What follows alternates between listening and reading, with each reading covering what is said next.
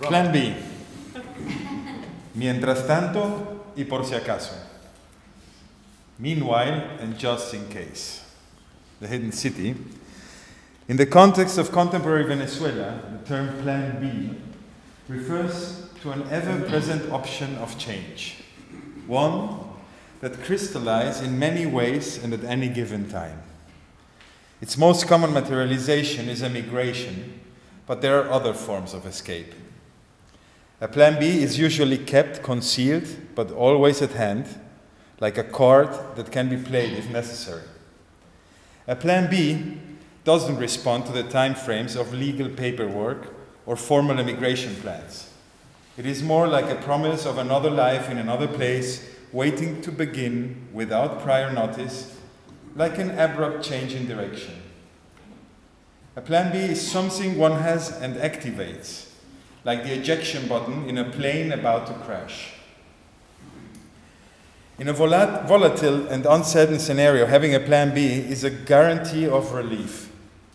In this sense, it is a mental state that conditions our dispositions toward commitment, always tentative, our way of life, always temporary, and our spaces, always unfinished. Just like immigration is a journey, a passage through multiple stages towards a definitive settlement, so is transit a defining quality of the way of life of those who haven't left yet. The plan B lives in the departure city, feeding off it and defining it.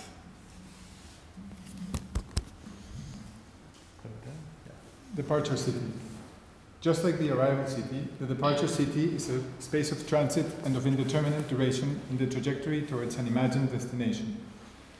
Some of the processes that define and characterize the first can apply to the latter as well, but with some variation.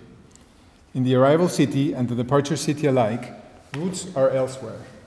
The difference, however, is that those who live in the departure city have become uprooted without physically moving. While they have remained static, what has disappeared around them is the city and its inhabitants. In this sense, the notion of Heimat is also different in both arrival and departure city. While those in the arrival city, for those in the arrival city, it is something that has been left behind and lives in the memory as a static and idealized reality. For those who live in the departure city, that collective feeling we carry within ourselves is not only erased, but also dispersed around the world in real time and present tense, as others leave and take it with them. While the arrival city requires a certain degree of flexibility and instability, achieved by means of our architecture and program in a continuous process of addition, the departure city is permanently reconfigured by subtraction. In it, parts and functions are constantly abandoned, vacated, and reconfigured in a process of growing dissolution. Unlike the arrival city, which typically occurs in the periphery and benefits from this condition, in the departure city, practices that occurred on the margins have moved to the center, reorganizing relations and taking over formal processes. Just like an arrival city can consolidate into a stable and permanent urban settlement, the reverse is also possible. A formal city can destabilize and become increasingly informal. However, the departure city doesn't necessarily move in the direction of ruralization. Rather, it is a formally consolidated urban environment that has been affected by some calamity and is unable to sustain its past dynamics, forcing its population to abandon it, sometimes gradually and sometimes rapidly, opening the door to a whole new set of urban, social, and economical phenomena. The departure city abhors a vacuum. In it, a particular form of horror vacui transforms vacancy and abandonment into opportunities for new forms of occupation. Void becomes a space of possibility. Function is improvised. Rules are bent, legality suspended, and new relations emerge. The space of possibility is at once marked by remembrance and expectation. It has its own rules, timeframes, and characters who inhabit it. It is unstable and fleeting, sometimes concealed behind walls and others in plain sight. Caracas is a case study for such processes. In its case, however, the label of departure city is a recent one. It is uncertain how it will develop and what its future will be. intertwined as it is with a volatile political scenario. There are many unanswered questions, but what is certain is that its present condition is quite unique and deserves some evaluation.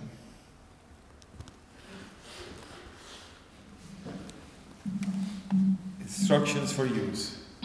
The departure city dedicates an enormous amount of resources to promote leaving, to emphasize absences and to look for references in other places, but none to explain how to use it or to live with it. We lack the terms and conceptual tools to understand it. This project aims at providing some clues, however precarious, for understanding the departure city and seeing it under a different light. One that is critical as well as optimistic. And to finish, we have a notice. Just a little while ago, our fellow our designers from the project, they notified us that the project had been awarded or had been selected as a finalist in the Latin American Design Awards. So we just found out like half an hour ago, so we're really happy about that news.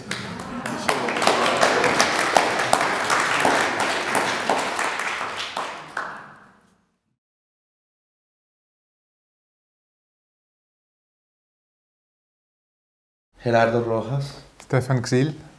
Bela Kunkel from Caracas. Plan B, Departure City.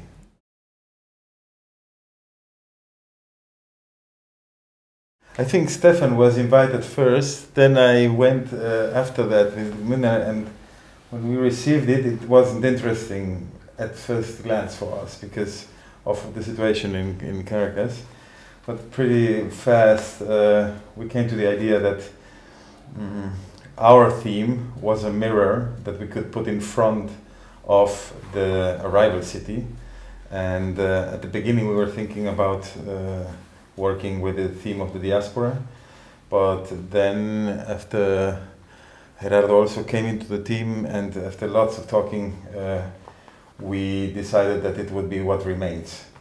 And so the question opened a lot of other questions for us that came from a historically arrival city and country, and has been converted in the last 20 years into an absolutely departure city, maybe one of the biggest immigration crisis, if not the biggest, of the American continent.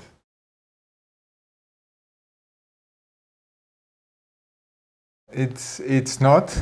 It was for several centuries, but for the last couple of decades, this has reversed. First, very slowly, people started leaving, and in the last few years, this has turned into a very massive exodus that has transformed completely the way the city works and the way that people relate to one another in urban space. And this opened the door to sort of try to look into this process of what is happening in a new light, and that was what the project wanted to do.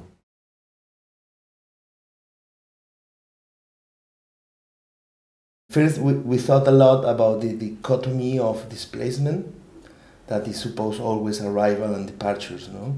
So this continuous mirror that already told you. And another thing that the cities, I will try to the series represent a process of construction, and overall Caracas is more than ever destruction right now, no? So this is a kind of dichotomy within the city, like a place to be and a place to live to, no? So we work in these spaces.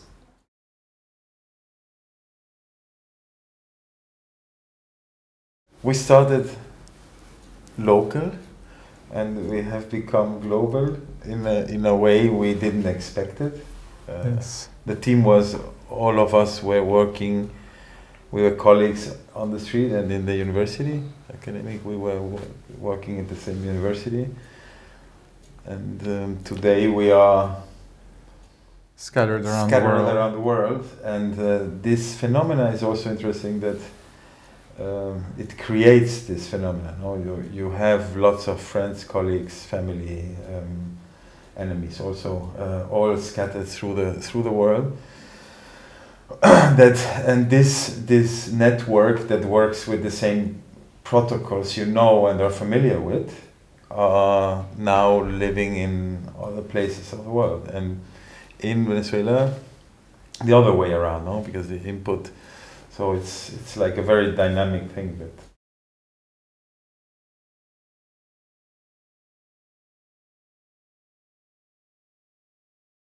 to answer from the perspective of what we did, even though the condition of departure is ever present in our city, that doesn't mean necessarily that it's something people want to confront or talk about openly. So for us, doing this project was first a very sort of introspective experience, in a sense of trying to understand things that are not only happening around you, but understand things that you might be going through and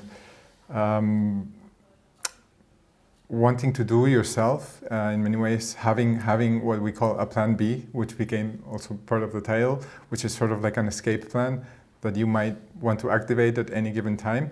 So as we worked in the project, it became evident that this issue of departure was something that not everybody wanted to talk about, even though it was very much present all around us. it works like a trigger, no? Yeah, so the exhibition, I think, touched upon issues that are important, but nobody wanted to really address openly. Broke like taboos or memories. It's true. It worked like a trigger that created reactions that were like a surprise for us, and we really had even groupies, and people had big expectations because of the title.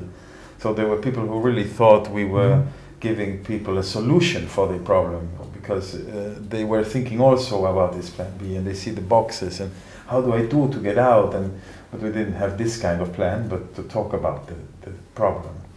And because of the way the exposition was created, and the expectation that was created on the streets, and the way the invitations were sent, it had this two-way lecture, and it created, of course, from these expectations, the reactions were big surprises for us also, and many of them were really emotive and created new friends and new discussions and new possibilities for the future. We think this is a project that should go on. I think the cities now is evidence for us that it's not only buildings and a street, and there is a kind of tissue of human that we called reconstruction in Caracas. So maybe we move something of the intimacy of the privacy to the public space, that the public space is missing. The privacy, and I think this is something that is possible to surprise, that we are losing there some kind of public space or public relation.